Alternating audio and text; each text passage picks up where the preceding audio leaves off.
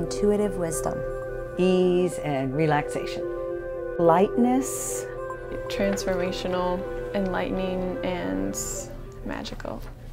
Hi, I'm Lavinia Plonka, and I've been in movement my whole life, as have you. Moshe Feldenkrais, the founder of the Feldenkrais method, once said, "Movement is life. Without movement, life is unthinkable." And probably impossible.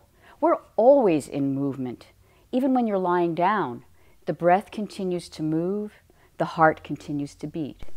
I meet so many people my age who live on painkillers, are facing joint replacement surgeries, wear stronger and stronger eyeglasses, and find their world is getting smaller, their limitations larger.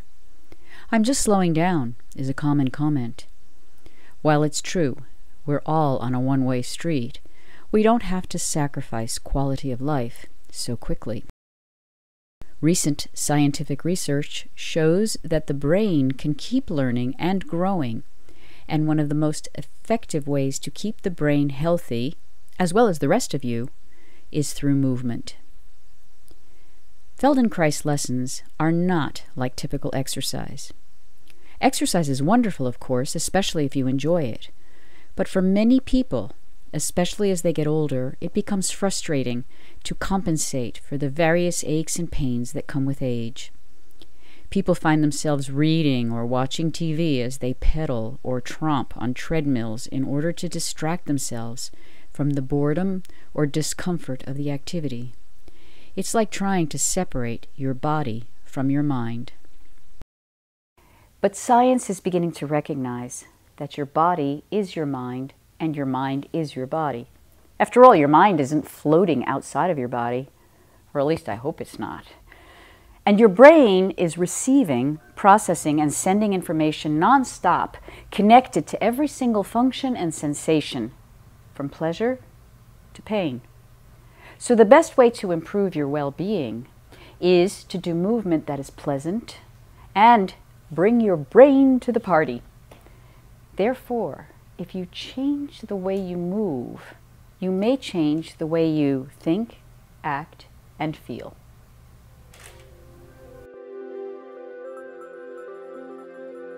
I've learned to slow down and that I don't need to be like a winner all the time. I can just like be here now. There are no limitations to what you can do. The stories that we have about our bodies and those limitations, they just don't matter anymore. I've been a movement professional for my entire career, starting in the theater, where I was privileged to perform for over 25 years. During those years, I was endlessly fascinated with how each human develops a distinctive personality, using basically the same skeleton. As much fun as physical performing was, it took a toll on my body. Years of dive rolls, slapstick, intense training, dance classes left me in constant pain, and I wasn't even 40. That's when I discovered the Feldenkrais method. The results were so remarkable, I enrolled in a training. What I learned was not just a method to relieve my own pain, which it did, but a whole new way of thinking about the human experience. Moshe Feldenkrais often said that he didn't teach movement, he taught learning. Each lesson, whether for a group or one-on-one, is a learning experience for both me and my students. A body awareness that I feel is really important to me. It's an easy way for me to feel okay about movement. Probably to just keep my body aligned and youthful. Feldenkrais practitioners don't fix or diagnose. We don't just look at an injury or a pain in isolation. Instead, we look at everything. Each person who walks into my studio has a unique story written in her carriage, the way she walks, the expression on her face, that is part of the story of her pain. A professional kayaker's frozen shoulder is completely different from a computer desk jockey's frozen shoulder, which again is completely different from a flautist.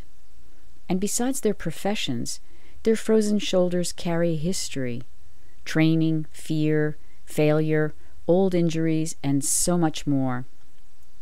So I work with the entire person, teaching him to become aware of ways to improve that are safe and pleasurable.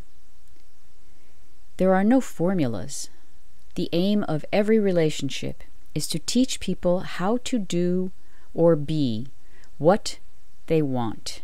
The lessons are practical as well as pleasurable. Even though in a group class everyone is following the same instructions, each person is doing it according to his interests and abilities.